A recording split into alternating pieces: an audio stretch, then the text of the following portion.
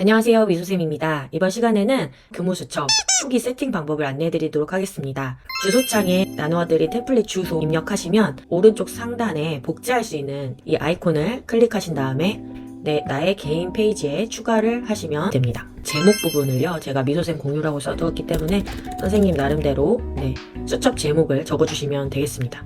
적고 싶은 문구라든지 아니면 교사로서 아니면 학생 교육이란 무엇인가 그런 것들에 대해서 간략히 적어주시면 되겠고요. 이번에는 디데이 설정해주는 방법 말씀드릴게요. 마우스를 커서를 위에 위치시켜 보시면 점점점이 나오는데 추가 작업 이 부분 누르시고 원본 링크 복사를 누르신 다음에 이렇게 주소창에 입력하면 이런 화면이 나옵니다.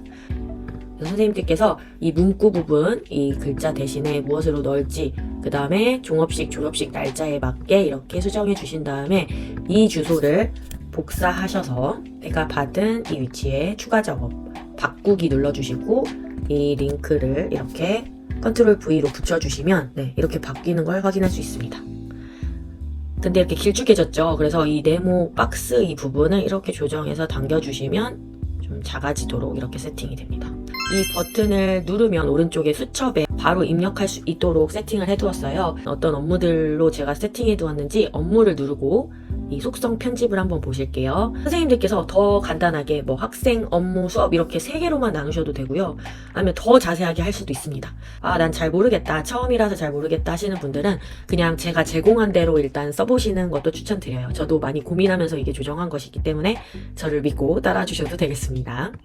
자, 그러면은 이 업무들이 바로 되도록 만들어 두었는데 개인 업무는 아까 무슨 담임 업무나 짜잘한 거라고 했기 때문에 선생님들 딱 쓰실 때 그냥 쓰셔도 될 거예요. 요청 업무는 저는 회의든 뭐든 다른 계에서 안내하는 사항이든 그런 것들 다 요청 업무에 입력할 예정이고요.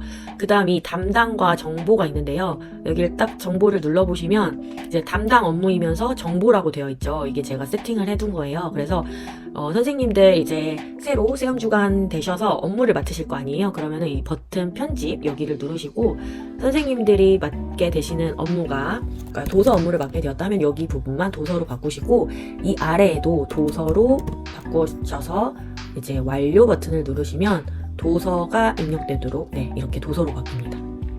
혹시 난 업무가 하나 더 있다, 더 많은 걸 가지고 있다 하시는 분들은 이 점점점 부분을 누르시고 복제를 눌러주세요. 그럼 하나 더 생기죠.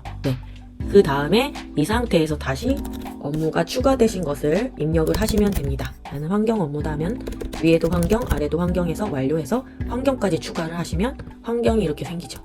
자, 이번에는 시간표인데요. 시간표를 처음에 이제 설정을 하실 텐데 월요일 딱 누르면 제가 해둔 국수도음 이렇게 되어 있어요. 이 부분도 버튼 편집을 누르신 다음에 보시면 숫자를 해놨어요. 왜냐면 교시별로 차례대로 정렬되게 하기 위해서 이렇게 해두었기 때문에 1교시부터 앞에다가 이제 1교시가 나는 영어다 하면 영어 이렇게 바꿔주시면 됩니다. 술이야 그러면은 이렇게 이 아래 숫자가 교시고 이렇게 입력해 주시고 그 5교시 마지막 부분에서 점점점 누르시고 복제를 눌러주시면 이게 똑같은 게 또 생기거든요. 그럼 이번에 어떻게 해야겠어요? 6교시로 바꿔주신 다음에 체육 이런 식으로 해주시고 완료를 하면 되겠습니다. 다시 지우고 해볼게요. 월요일 누르니까 1에서 6교시가 딱 월요일로 세팅이 되었죠.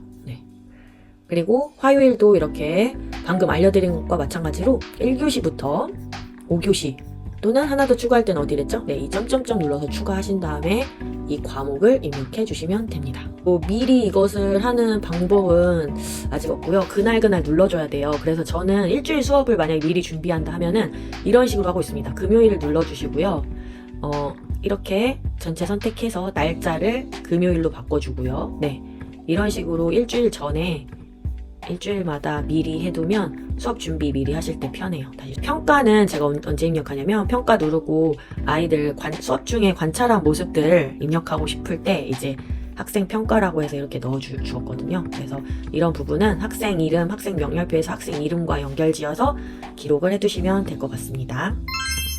자, 그 다음 출결, 상담, 관찰 부분도 전에 영상에서도 설명드렸지만 이렇게 클릭하셔서 되는지 한번 확인해 보시고 학생 관련해서 입력하고 싶으실 때는 학생 명렬표에는 이름을 여기서 찾으셔서 해주시면 돼요.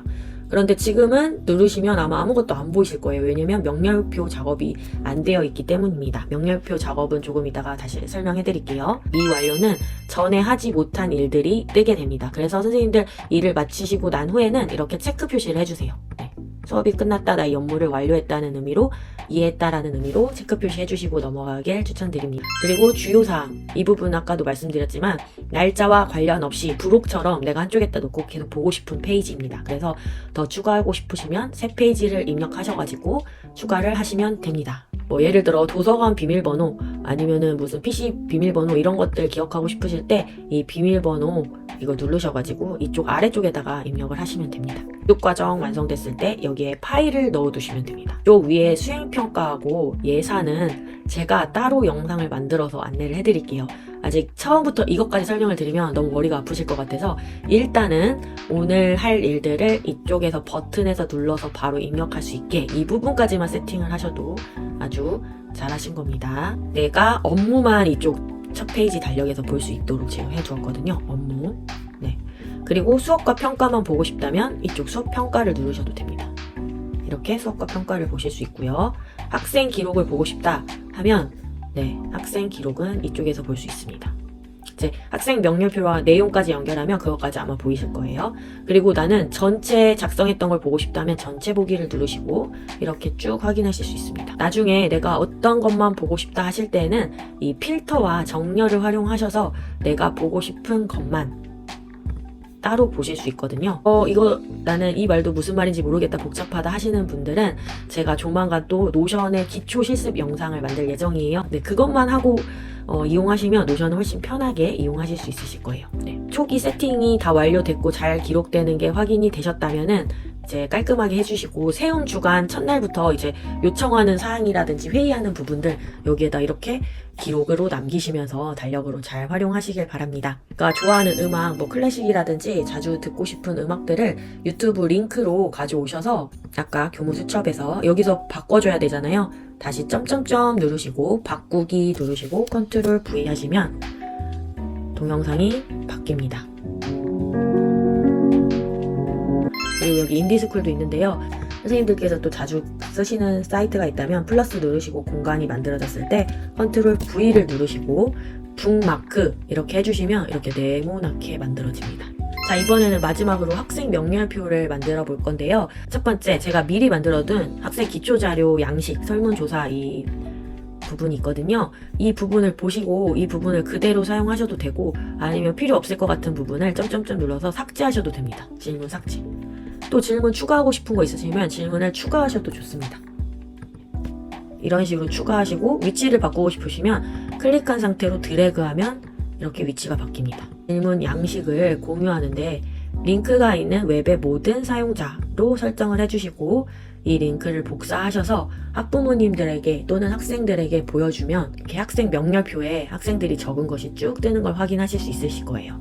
그리고 두 번째 방법은 이제 선생님들 엑셀에서 명렬표 작업하시고 나이스에서도 엑셀 자료 받으실 수 있잖아요. 이렇게 컨트롤 C 해서 셀을 선택하신 다음에 여기에 컨트롤 V로 붙여주는 방법이 있는데요. 그냥 붙이면 한 칸에 다 들어갑니다. 그래서 이렇게 붙이시지 마시고 페이지를 적어도 2개까지 이렇게 늘려서 2칸을 만들어 주시고요. 이 2칸을 이렇게 색깔이 활성화되도록 만드신 상태에서 컨트롤 V를 눌러주시면 새 페이지 한 번만 더 눌러주시면 이렇게 아까 나온 이름이 쭉 나오는 걸 확인하실 수 있습니다. 엑셀에서 셀을 선택하고 컨트롤 C 한 다음에 이쪽에서 컨트롤 V. 근데 컨트롤 V 할 때는 2칸을 이렇게 색깔이 활성화되게 만든 상태에서 컨트롤 V 해주시면 부분별로 가져오실 수가 있고요. 얘를 잡고 이렇게 끌어주시면 다 2025년으로 되거든요. 그래서 오른쪽 하단을 잡고 끌어주면 된다. 이렇게 하면 아마 학생 이름이 이렇게 나올 거예요. 그리고 학생을 클릭했을 때 선생님들께서 뭐 직접 입력하실 수도 있고, 그리고 이 지금 화살표 된 부분이 바깥에 있는 이 부분과 연결되는 부분이거든요. 그래서 선생님들께서 다시 한번 보여드리면 출결, 내가 만약에 변결을 한 학생이 있다. 그럼 이렇게 감기 때문에 안 온 학생이 2명이 있어요. 그러면 고진자, 박진자 2명이 안 왔다. 이렇게 써주시고, 나는 뭐 다툰 학생들이 있어서 상담을 했다. 상담 내용을 여기에 적어주시고 또 학생 이름을 이렇게 클릭해 주시면 됩니다. 지금 명렬표에 학생 명단을 넣었기 때문에 이게 뜨는 거예요. 아마 선생님들 처음에는 안 뜰 거고요.